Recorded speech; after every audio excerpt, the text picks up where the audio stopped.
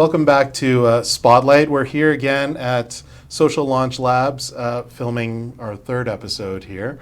So wanted to thank Layla and the team for having us here. And of course, we always want to thank our corporate partners, because without them, we wouldn't be able to run events or produce content like this. And we really appreciate everything that they've done for the Calgary Marketing Association. I'm Derek Ovinga. I'm here, of course, with Mark Binkley, president of the Calgary Marketing Association. And today's guest is Amanda. And Amanda is the co-founder at Konstruct Digital. You lead performance marketing efforts, and you help drive strategic growth for a growing roster of clients in Calgary. Do you work with anybody outside of Calgary as well? Or? Actually, most of the businesses we work with are outside of Calgary. Oh. I would say our business is about 50% US based now, and maybe only 10 to 20% is in Calgary. Oh, amazing. So you're bringing the Calgary marketing smarts over internationally here. Yeah. That's great. Well, we're excited to have you here. Today we're going to talk about, I guess, understanding budget and metrics. And I just want to thank you for being here. So thank you so much, Amanda, and for showing up to our first live video Very podcast exciting. episode as well. Fun. Yeah. So why don't we, kind of just start off by kind of talking about, I guess, marketing budget cuts. That's kind of the conversation we're going to have here. So. We're at this time where marketing budget cuts happen all the time. What are some of the outcomes of something like this? Yeah, that's a great question. I've been both fortunate, I guess, and unfortunate throughout my career.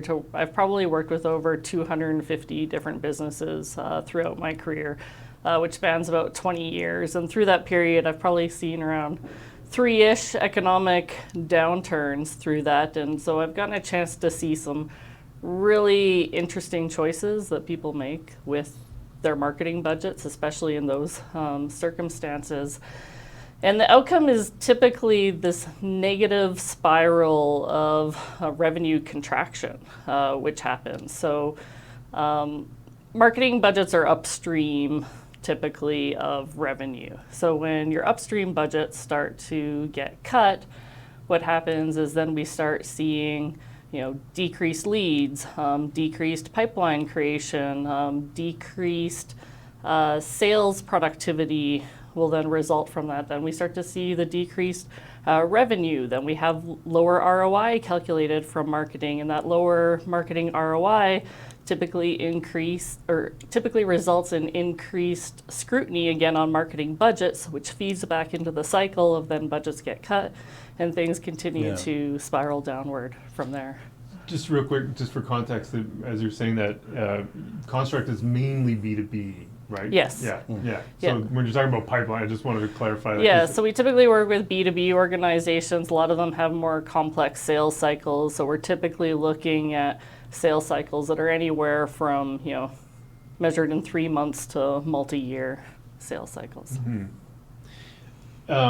One of the common things that happens, and we just actually talked about this, it's funny how some of these conversations we've been having overlap a little bit, but there's a really common thing with like spreadsheet marketing, and you go line by line, you go channel by channel, or even sometimes ad by ad, and go, okay, well, here's how much this was spent on this, here's the whatever metrics we are looking at, CPCs and CPMs and all that kind of stuff.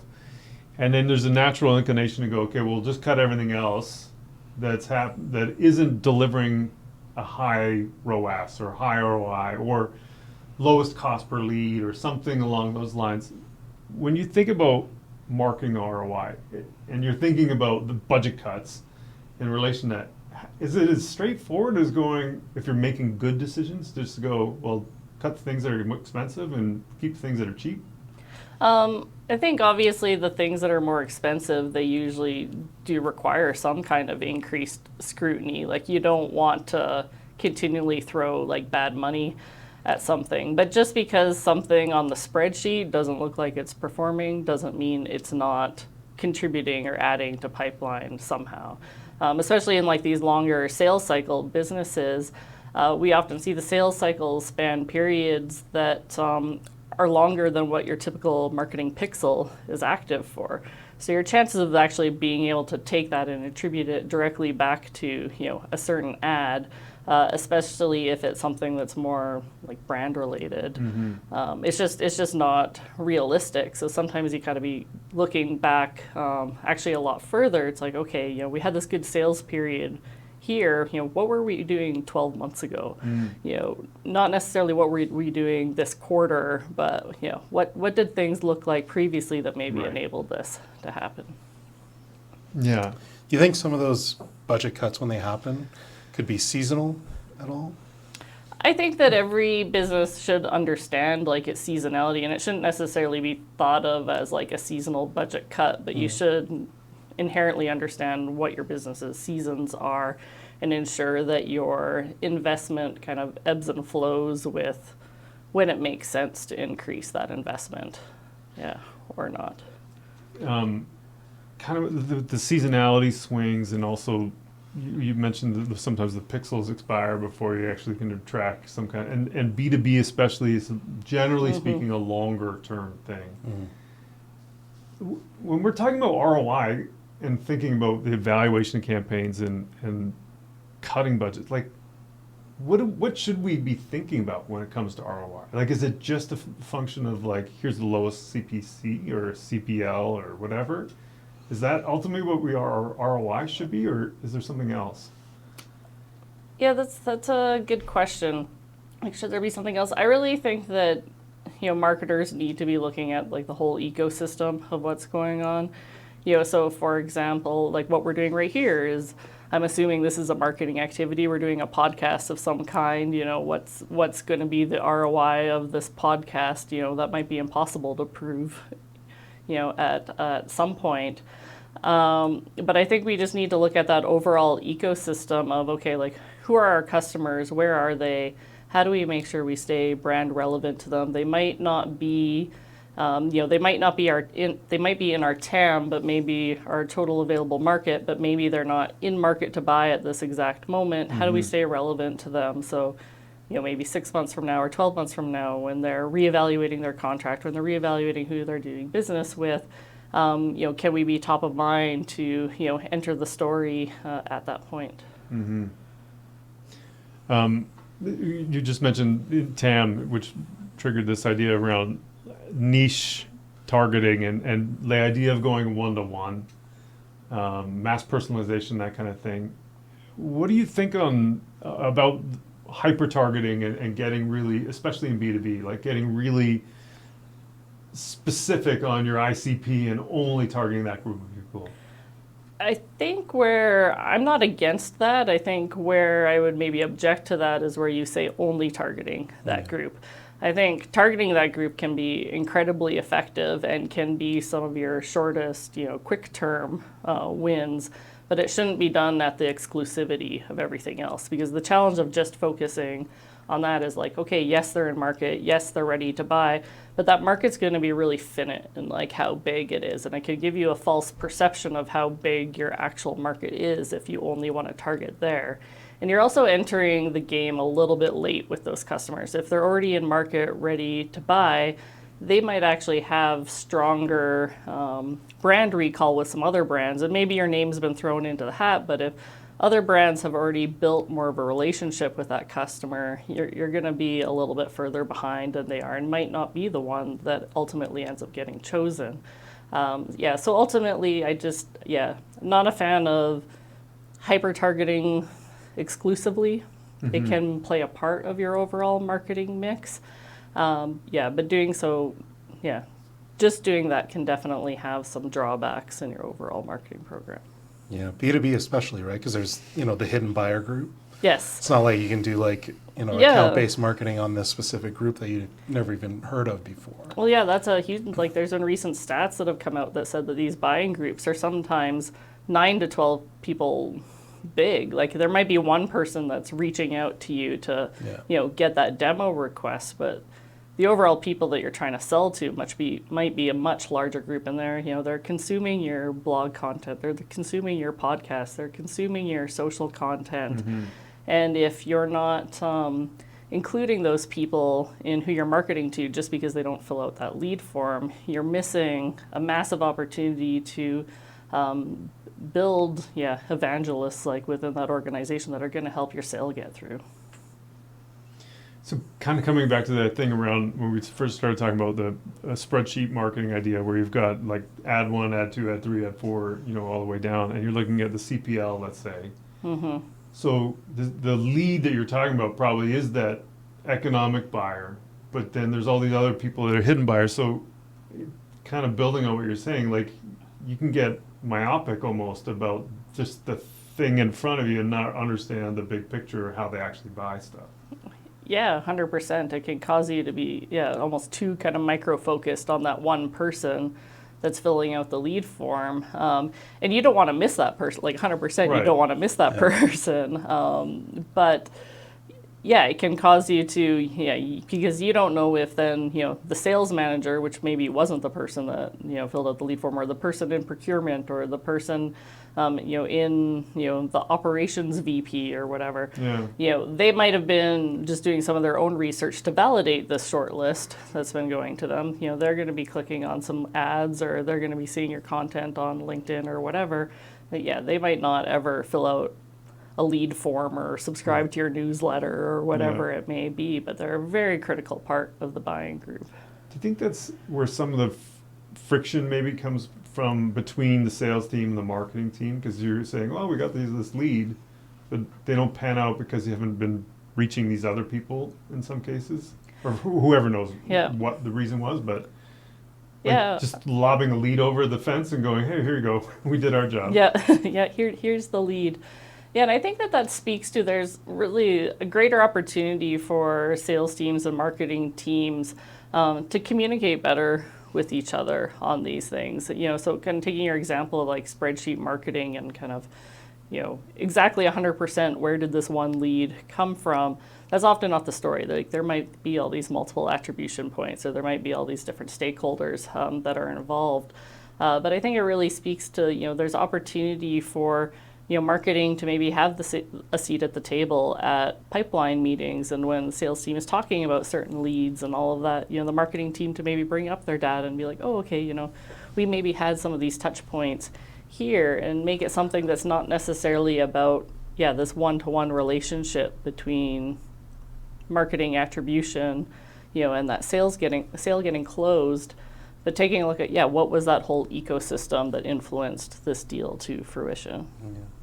The having marketing in a pipeline meeting or whatever, or marketing and sales working together, it always seems theoretical in B2B even. Can you give us like a use case? You don't have to name the company or anything, where it worked out and how you were able to get to that table with the sales teams?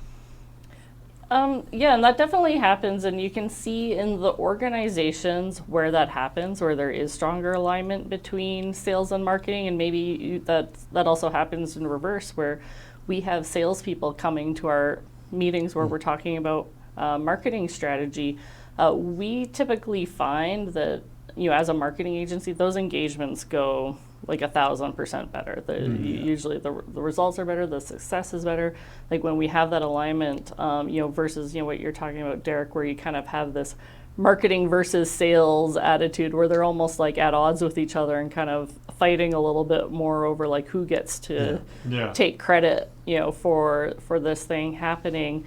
I think that when we've gone into organizations or work cultures where it has been that butting head, there's not a lot we can do as an agency, I think, to bridge that gap. Like that kind of really goes beyond our scope of what we're good at. We can make we can make lots of suggestions, and maybe, sometimes things start to nudge in the right direction. And, we have been involved in a few circumstances where one of our meetings might have been one of the first meetings where both sales and marketing have sat down at the table together, which can be pretty powerful and eye-opening. Like when you get that alignment.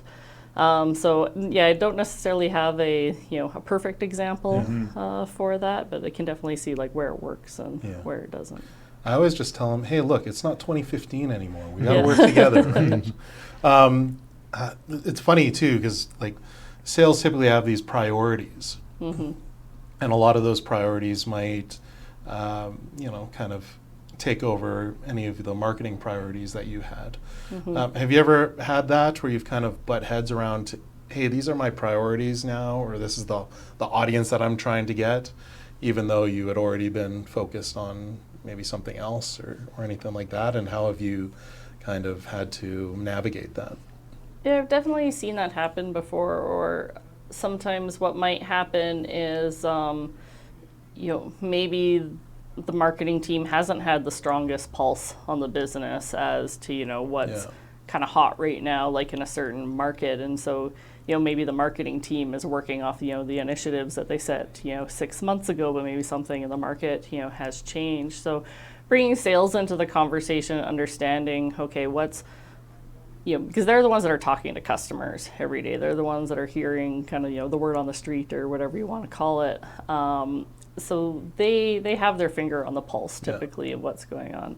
So when we're able to hear from sales teams, okay, this is what's really compelling right now, or these are the audiences that we're really resonating with right now. Is there anything that we can do to do a little bit more of that?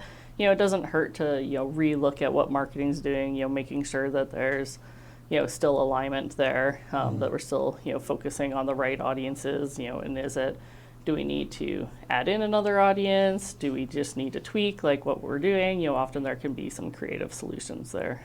And I guess, and the follow-up question to that would be, how would that kind of affect marketing budgets? Would they be cutting budget because they're prioritizing something else?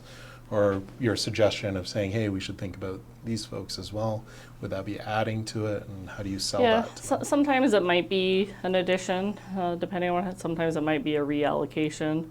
It could just be shifting priorities. It really depends on the organization. Like if an organization is launching, say, like a new business line of some kind that they're adding to, a bunch of existing business lines, 100% always recommend there's additional budget for that, because then to take away from something else, unless that other business line is like totally dying and it doesn't make sense to invest in that anymore, you don't want to take away from something that might be successful to put it towards something that's a little bit more of an unknown.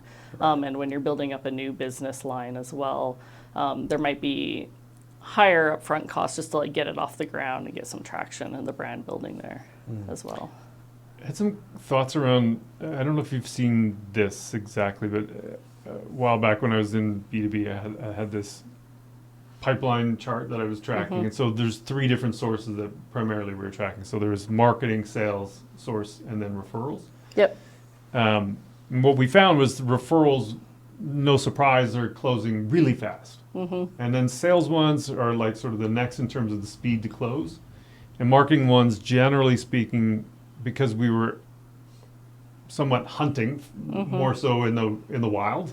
Yep. They're more early stage, and so it takes longer for those to close. So from it sounds like that's not too dissimilar. That's 100% what I've seen. So before. In that sense, then, how much education then do you need to do in terms of educating the business that the marketing source leads aren't worse, they're just earlier stage than say of sales or referrals, so don't cut. You know what I mean? They just need to be in the pipeline longer. You know more what I mean? time.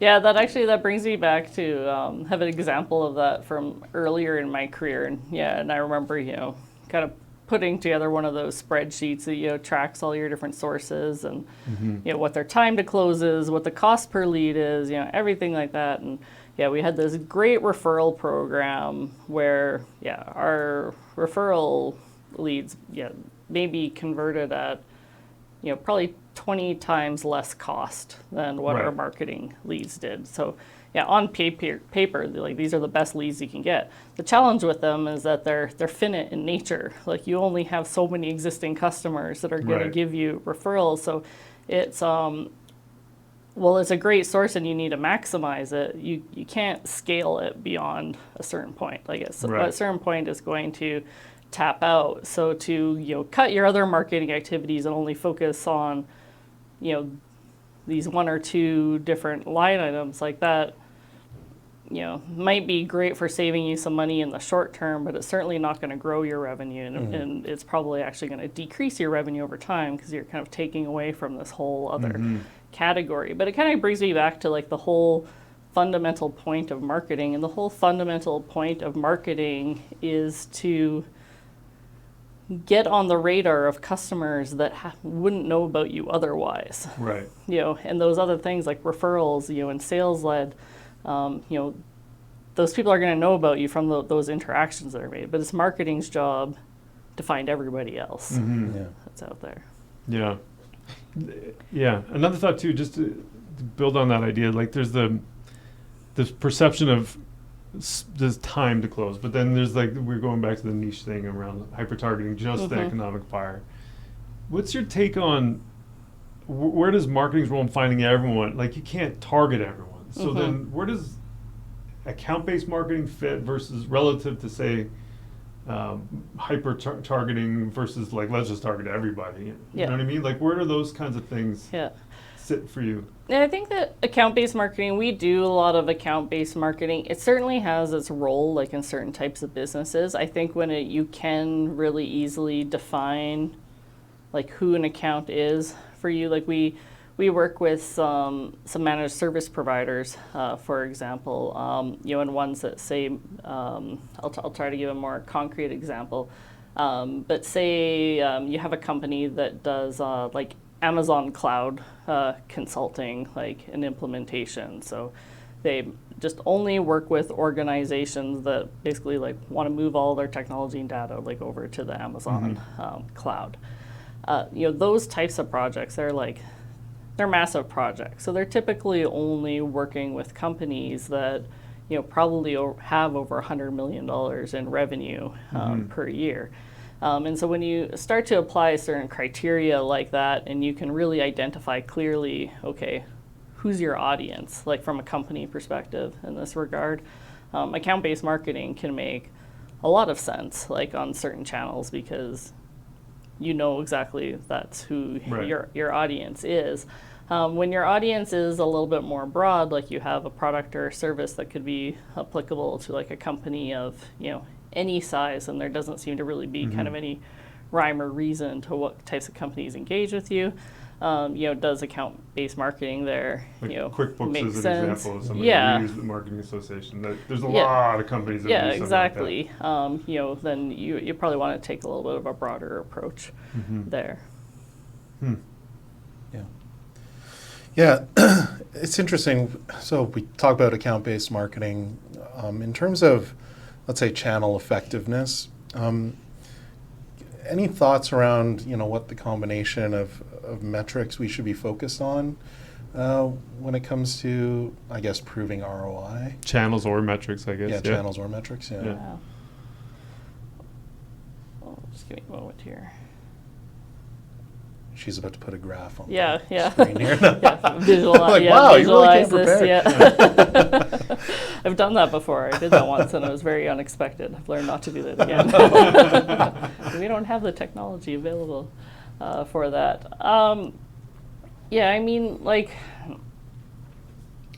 So thinking about kind of the metrics to be looking at, what channels to be looking at, kind of what's more effective. Like there's some channels that in most cases are kind of going to be like clear winners. Like when you're looking at, say, like your cost per lead, like, or your ROAS or something like that, when done well, like, Google ads, you're really just going to be targeting those that are like kind of in market, ready to buy at those moments.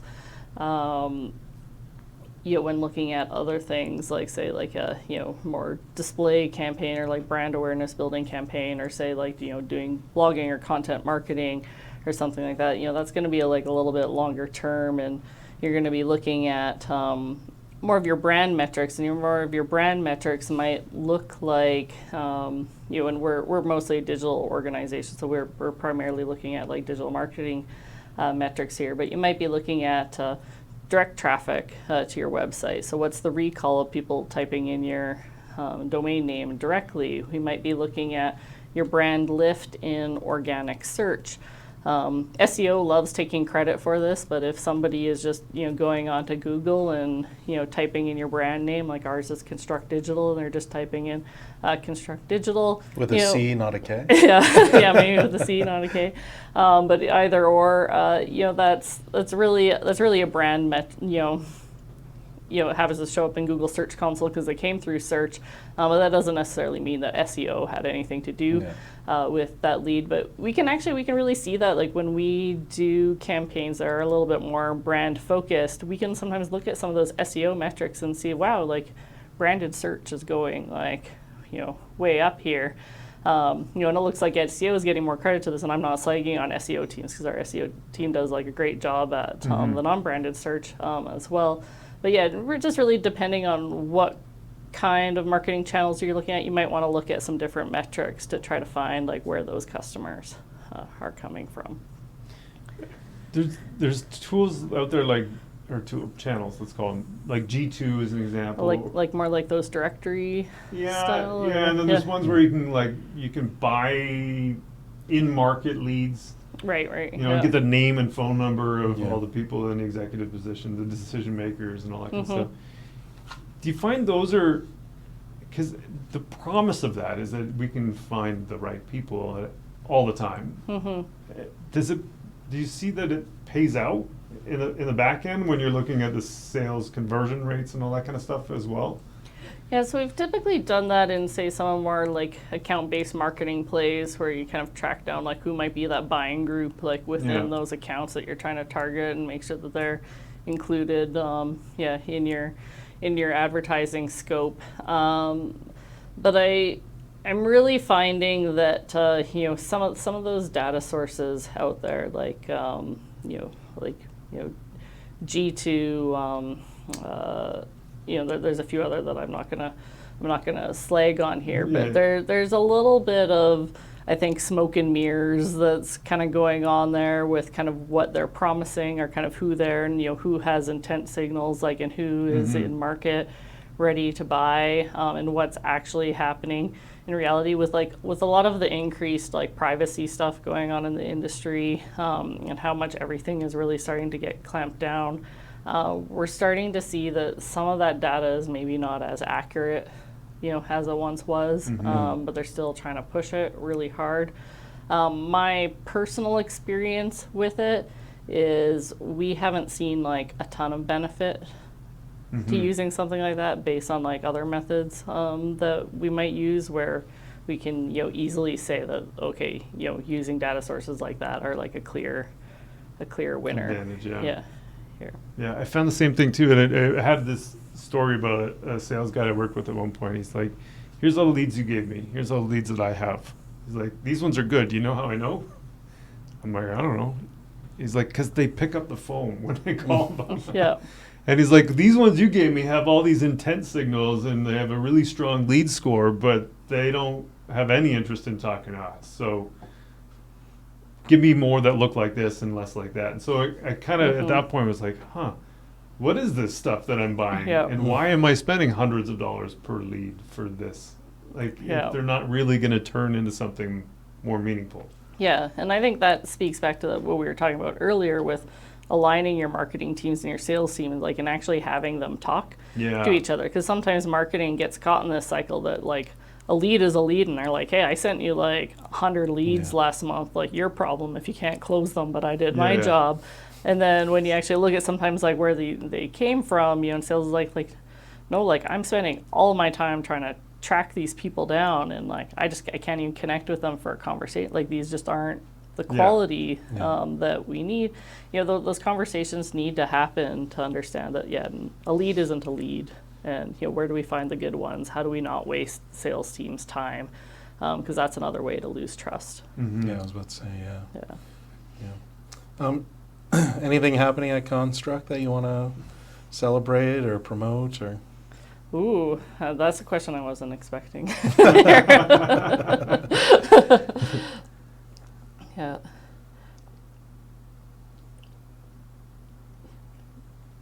Yeah, I mean that's a that's a really good question.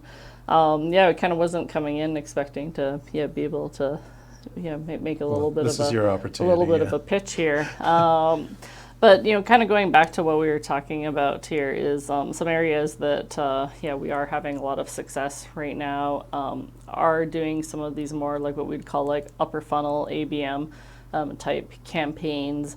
We also do like a lot of search marketing, a lot of performance marketing, a lot of that stuff that's really quick to when a buyer is ready to make a sale. And that work is all fantastic and that works great. But one of the challenges of it is that usually you don't have kind of that brand alignment with those people, and so they're more likely to be tire kickers. They're more likely to be price sensitive when they're shopping around. So if you want to make that really successful, you got to combine that with a little bit of brand to make it clear, like why you're the clear choice. So we've been running a lot of those in conjunction with like ABM campaigns, to like ideal customer groups, and we're seeing the combination of those two together is producing some really remarkable results for our clients. Would that be, if there's a piece of advice to give for anybody, would it be kind of on something around that, or is there something totally different?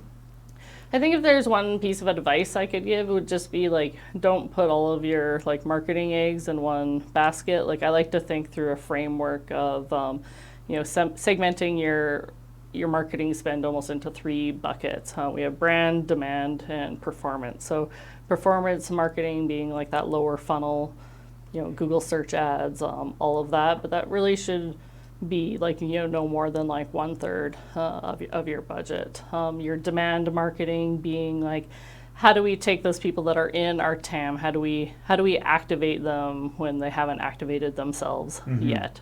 And then brand marketing is like, how do I make sure that whenever anybody enters the sales cycle that they've heard of me before and like know what differentiates me in the market. And I think when you have a healthy enough marketing budget, which I think might be a whole topic for like another conversation. The right size of budget. And you can cover all of those 3 areas. Like those are the businesses we work with that have the most success. Yeah. Awesome. That's great. Man, this has been awesome. Thanks so much for joining us on this. Oh, thank you guys. Yeah, I appreciate you having me here. Yeah, it's super interesting, and I love the work you guys are doing, the way you're thinking about it too. Hey, thanks. awesome. Really Thank great you. stuff. Yeah, and thanks Social Launch Labs for having us, and we'll chat with you soon.